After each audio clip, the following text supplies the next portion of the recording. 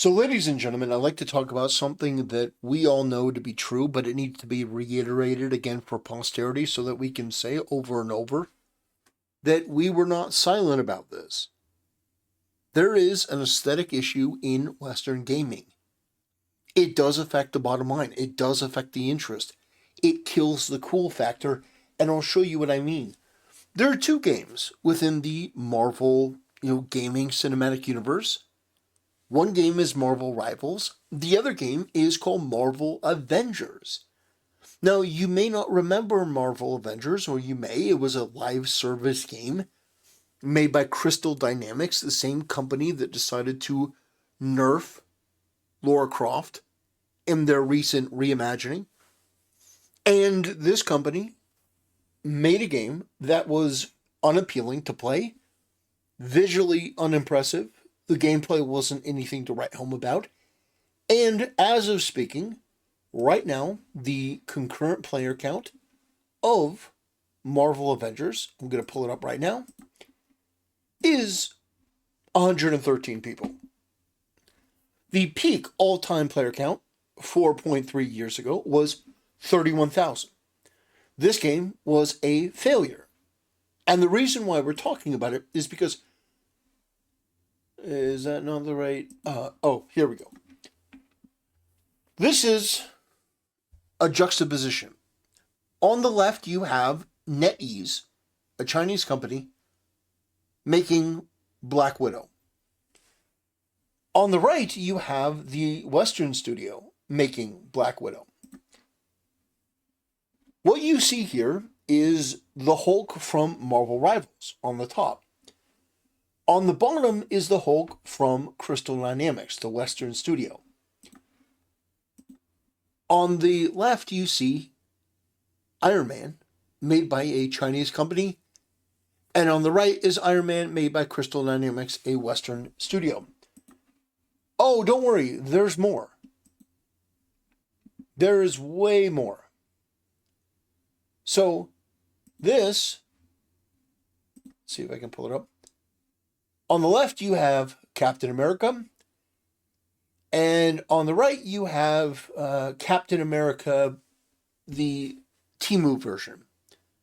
So, understand, there is a huge issue in the gaming industry with Western studios refusing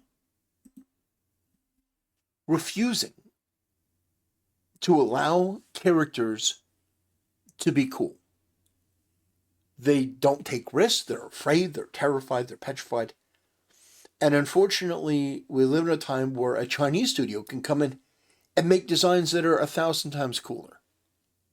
Unafraid, unapologetically. And that is really, truly a disappointing reality. Look at the difference between these two.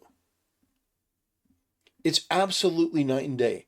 If you want another picture to highlight this, the one on the left is again from Marvel Rivals, and the one from the right is from Marvel Avengers. Like, look at this. And they wonder why these don't sell well. Because physically, I mean, look at that. Again, look at it. It looks gross. It looks weird.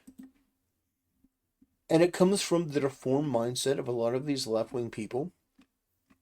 Their ideas about the world, their perceptions, their proclivities, they're broken. And so you look at something like this, and it's immediately apparent which one is going to do well. It doesn't take a degree in any sort of, higher mathematics. It doesn't take somebody from India to understand, a genius from over there to understand that one of these is going to sell better than the other. It's just the simple law of aesthetics. It's extremely basic. Now, it also does help that one of these does play better. It's got a better feel. Visually, it has a better style. Open to more fun and, allows more newcomers to become involved, which is great. But there's no denying that if you look at these two, it's so apparent that there is a difference. And so the reason that we talk about this, the reason why we discuss it and put it out there is because we want to make it abundantly clear that one of these is welcome and one of them is not. Now, the hope would be that people would pick up on that and they would be able to use that information to make a better informed choice, which would ultimately put them in a better position going forward. You know, if you have a company and you've got employees and you want to do well by them, and you want to do well by the IP that you've invested money in, and you want to ultimately lead your company into the right direction, there's one way of doing things and then there's another. And the reason that we talk about this is because it's so easy to understand where these things go off the rails. It's so easy to immediately identify what works and what doesn't, but unfortunately these people are just so terrified of any sort of pushback or feedback from within their own company that they're willing to doom themselves. They're willing to tarnish their reputation. They're willing to allow a game to go under and for people to lose their job rather than just to be honest in the creative process. You look at these two pictures and it is so abundantly clear. Now, you may think you're talking out your ass. Do you even have numbers to back up what Marvel Rivals is doing? Like, yeah, sure, Marvel Avengers may not be doing all that well, but what's Marvel Rivals doing? Well, I mean, you know, right now concurrently there's 337,000 people playing the game. That's refresh. That's taken as of today, very recently. So you have 337,000 people, which is 10 times more than the concurrent player count of Marvel Avengers. It is that the game is fun. It is the aesthetics. It is all of that combined into one. And that's why we say that all of it does make a difference. I don't know how many times I have to explain this, but all of it makes a difference. The aesthetics are part of that. The characters, and by the way, I know that there are a lot of people that are highly sensitive within this industry. They say, oh, you just want Gooner material. No, the characters have to look cool. They have to feel cool. There has to be something about them that is, that is interesting. Look at the juxtaposition. This isn't even about Goonerism. This is about design. And when you have inferior designs from inferior people, these left-wing woke freaks, look at it. The Iron Man that they came up with looks absolutely atrocious. The Hulk that they came up with looks atrocious. The Black Widow they came up with looks bad. The Thor they came up with looks terrible. It looks terrible.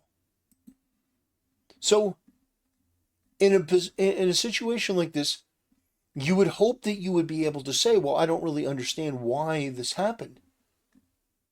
But unfortunately, there's no way around it. It's so obvious.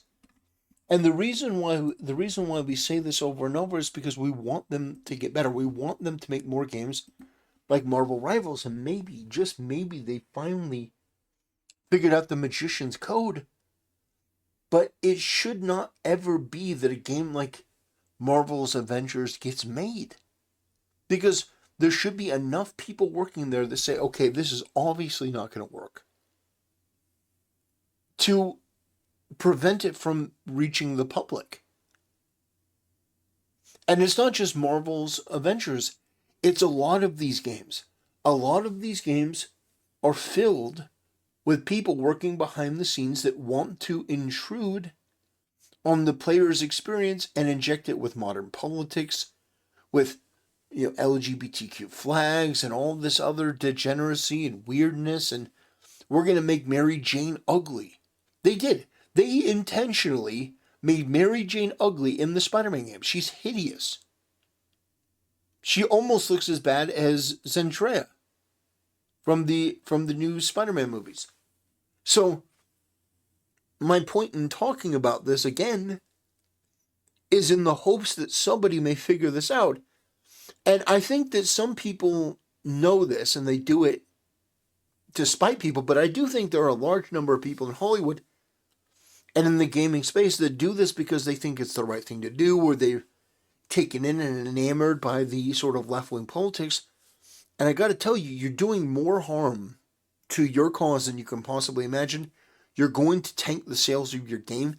And what I think needs to become clear is that these cultures working behind the scenes, they do not lend themselves well to what the audiences want. And what the audiences want, what the fans want, should be the primary focus. It should. Making an innovative, fun, and interesting game is important. But if it's something that the player and the consumers are not going to enjoy, then you're just making something for yourself, which is fine if you weren't trying to charge people money for it. So I really, really wanted to go over this because I think it is so crucially important that you see in real time the difference. That it's not just me saying this. It's not just me going, oh, look, there's another YouTuber complaining about this stuff.